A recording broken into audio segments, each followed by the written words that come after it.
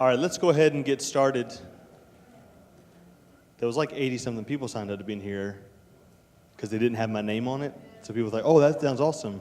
We'll sign up for that one. Then when they found out I'm teaching the breakout, they hit the road. My name is Casey Norkett. I'm one of the pastors here at Hickory Grove. This specific breakout, we're supposed to end at 7:30, so I have 10 minutes. We may go a little longer than that. I won't keep you too long. I have a whopping 4 slides with 5 words on them, so a lot to go over. But I want us to start out first reading the Bible. So if you have your Bibles, turn to Matthew 25. Mr. Parker, thank you for being here.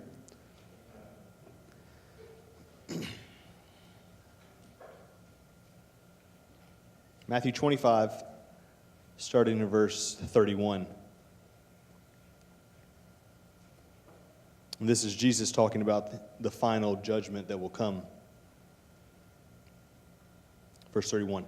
When the Son of Man comes in his glory and all the angels with him, then he will sit on his glorious throne. Before him will be gathered all the nations, and he will separate people one from another, as a shepherd separates the sheep from the goats. And he will place the sheep on his right, but the goats on his left. Then the king will say to those on his right, "Come, you who are blessed by my Father, inherit the kingdom prepared for you from the foundation of the world."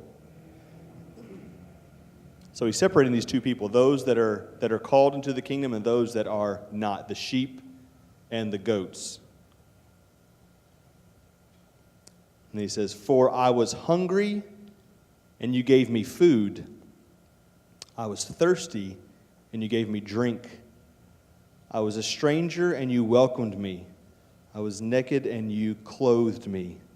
I was sick, and you visited me. I was in prison, and you came to me." Then the righteous will answer him, saying, "Lord, when did we see you hungry and feed you, or thirsty and give you drink? And when did we see a stranger and welcome you, or naked and clothe you? And when did we see you sick and in prison and visit you?" And the king will answer them, "Truly I say to you, as you did it to one of the least of these, my brothers, you did it to me." So here we have this picture of Jesus talking about these two different camps that there will be at the final days.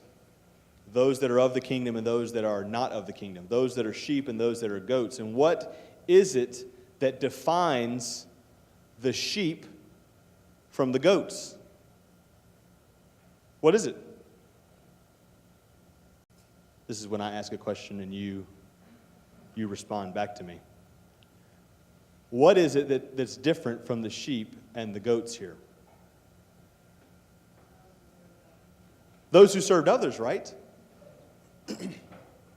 What Jesus is saying is that ministry to the poor and the needy is equated to what? Ministering to Christ himself.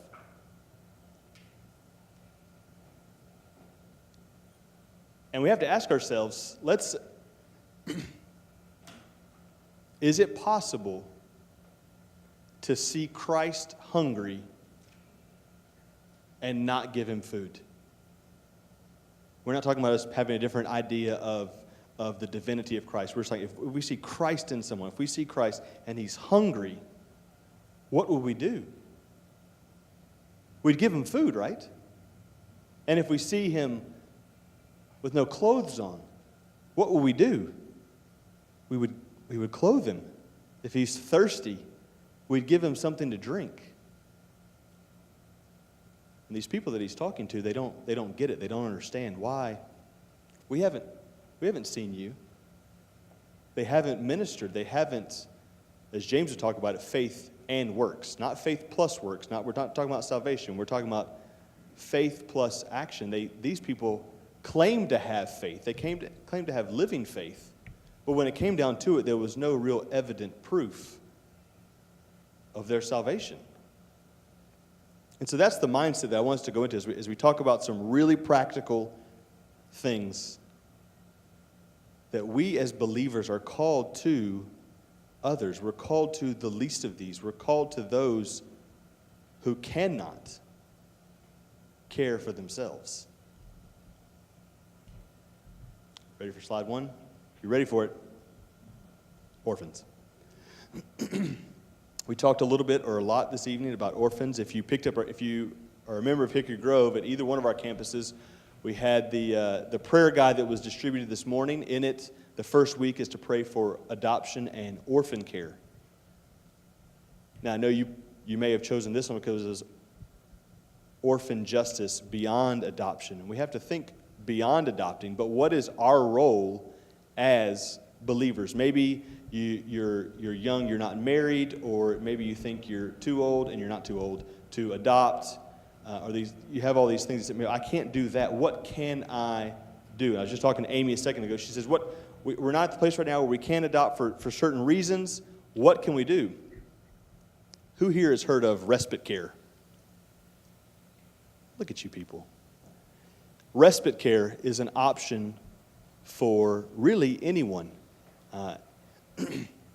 Those that do adopt or that foster children are in need of, this won't surprise you, they're in need of a break. Foster care is very, very difficult. It's time-consuming. It's draining. And a lot of people that are in foster care don't have a very good support system for people that can help them. And so respite care is a way of you being trained. You go through a very similar training as someone who would become a foster parent, and then you're able to provide care. If they need someone to come and watch their kids for the weekend, they have something they need to get away and do, or they need a break for a bit, for whatever the reason, you're licensed and able to come in and take care of their children for them. It's a real, tangible, practical way for the church, especially, to be able to minister to foster parents. And we've thrown these numbers out over the past day or so. 150 million plus orphans in the world. In the U.S. alone, there's 112,000 children waiting to be adopted. Who here knows what do you think the average age is of a child in the foster care system in the U.S.? You got to guess? Guess. Throw it out there. Close, but not really. He said 12. 8. 7.5 months. 7 years, 7 months. 7 years, 7 months is the average age. These are children. Elementary school age is the average age of a child in foster care. Almost 500,000 kids in the U.S. are in foster care. And most of those kids are in foster care for about 20 months. A staggering stat, I believe. 80% of prison inmates were at one time in the foster care system. And what this is it's a staggering breakdown of what the family is. And it even goes beyond that. It goes back to what we think of marriage. What is our theology of marriage? The importance of a mother and a father, a man and a woman joined together in a covenant relationship with the purpose of glorifying God and for bringing children into a world and cultivating followers of Christ. In our state alone, there's 10,000 kids in the foster care system. Mecklenburg County alone, 617 kids in the foster care system. They're absolutely inundated with children. And there are ways for us to, again, assist families who are in the foster care system. That can be a variety of things, providing them with material needs that they have. Let's go on to my next slide. Human trafficking. Many of us have heard.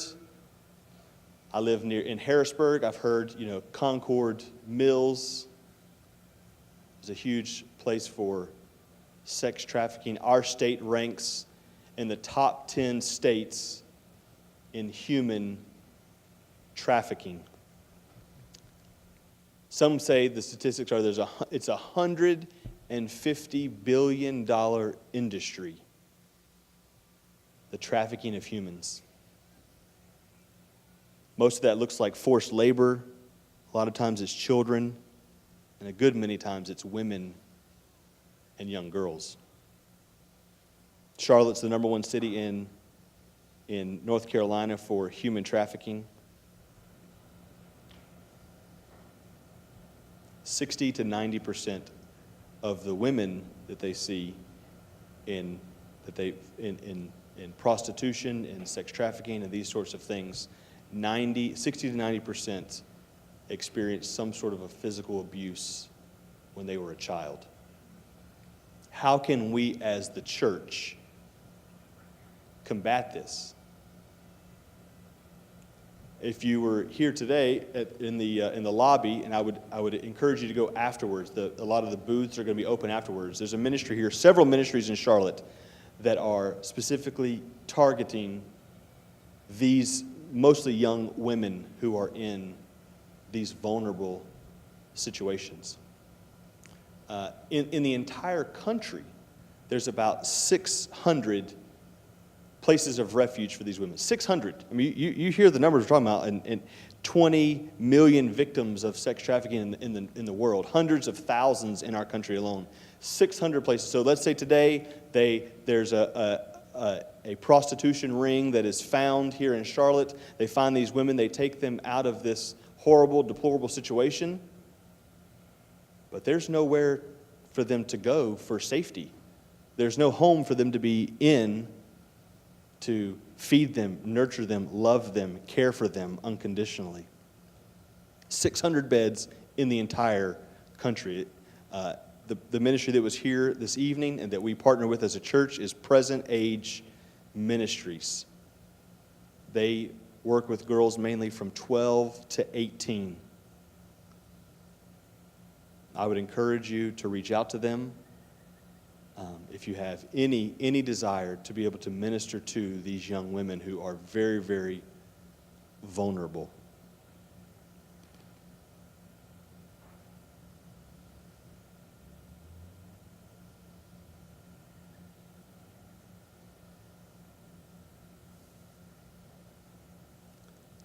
In Charlotte, there are three abortion clinics. If you were in, let's say, Southern Virginia, Eastern Tennessee, Northern Georgia, anywhere in South Carolina, and you Google, where can I have an abortion?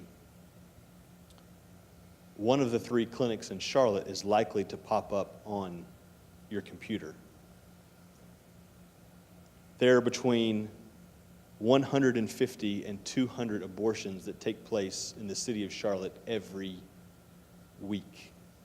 In our country alone, last year, over 900,000 abortions took place.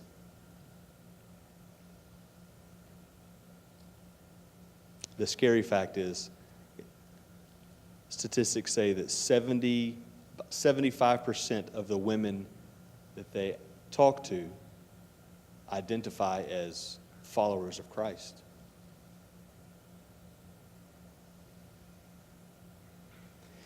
One of the ministries we had here tonight was Love Life Charlotte. Love Life is an organization that seeks to, their desire is to end the killing of innocent life in Charlotte. And so every Saturday for 40 weeks, the lifespan of a child, they've made it a 40-week experience where you go out there every Saturday and prayer walk around one of the abortion clinics. Every Wednesday, the Wednesday prior to, everyone who is going to go on Saturday fasts and prays. They have found that on that Wednesday and that Saturday, there's a 70% decrease in the number of women that attend or come to the abortion clinic. They've seen hundreds and hundreds of women over the past 2 years choose life rather than killing their unborn, unwanted child. 70% of women who say they want to have an abortion, the 3 reasons they give are they're done having children, or they're not ready to have children, or they can't afford to have children. We as the church, if we say we believe in adoption, if we say we believe in protecting our children, we have to say the same for the unborn. We have to take a stand for those that have no voice otherwise. The last thing I want to talk about I don't really have a slide for it, but I think it fits very well, especially in our current climate in the U.S. and specifically in Charlotte, are refugees. In the past 20 years in Charlotte, there's been about 17,000 refugees. If you're a member here at main campus, you may have noticed there's a lot in our 11 o'clock hour here. We have a huge, and I mean huge, 40 to 50 children who are Burmese and Nepali that come here for church. This neighborhood here, East Charlotte, has changed over the years, and there is a large population of refugees that have settled here in Charlotte. There are several ministries in our city, both Christian and non, that are specifically targeting refugees. How do we minister to the needs of these people who are displaced? Many of them displaced because of their religious beliefs or ethnic identity. They've been kicked out of their country or had to flee because of war. One of the places is off of Central Avenue. It's called Refugee Support Services. It's in an old Episcopal church that is no longer able to function, so they've taken their facilities, gutted them out, and they allow different ministries to use them. One of them is Refugee Support Services. They're not a Christian-based ministry, but they help with settling refugees in our area. Actually, Amber and I were there 1 week last year for Operation Charlotte, and this couple comes up. He gets out of the car, he has his phone, and he just holds it up to me. And I don't know what he's trying to show me. I look at his phone, and it's a map, and it's got the address of where we were. And he's like just pointing at the map, and then pointing here, and pointing at the map, and pointing here. I was like, yeah, you're in the right place. Well, it turns out he was Syrian, and he spoke Arabic, and I speak a little Arabic, and so we started talking back and forth to each other. And Amber started talking to his wife, and they had been here 2 months. They were worried to death that their paperwork was going to lapse, and they were going to be sent back to Syria. And Amber even asked, she said, where do you live? And she said, 30 minutes from here. She didn't even know where she lived. People from a different context, from a different culture, different religion. About 45% of those refugees that are coming to America are of a Muslim background. And for most Americans, we see and we hear in the news about Muslims coming in our country, and we just start to get a little tense, a little angry. Why are we letting these people in our country? But as followers of Christ, let's look at this through a Christian lens. The Lord is allowing, we've tried for years and years to get into these hard to reach places. The Lord is bringing literally the nations to our city. You go anywhere in the university area, Concord Mills, South Charlotte, everywhere, you see Muslims, Indians, Hindus, South Asians, Africans. You see all the nations, the whole swath, here at our doorstep. And so we as believers are not called just to those that look like us, just to those whose needs are easy to meet, that we can check off, oh, I helped that person. We're called to the least of these. We're called to the disenfranchised orphan. We're called to the unborn child. We're called to the refugee. We're called to the poor. And just as a little bit of a plug, in a couple weeks we'll have Operation Charlotte, a week-long ministry opportunity event here at Hickory Grove where we will be able to minister to all of these people that we've talked about. Those in our Charlotte that are in poverty and unable to eat normal meals like the rest of us. They aren't able to feed themselves.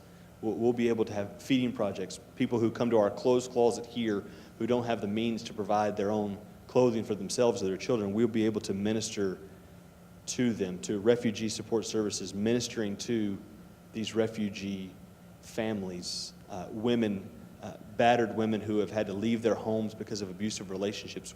You have an opportunity to minister to these people, and it's not just us doing social justice things. We're doing this.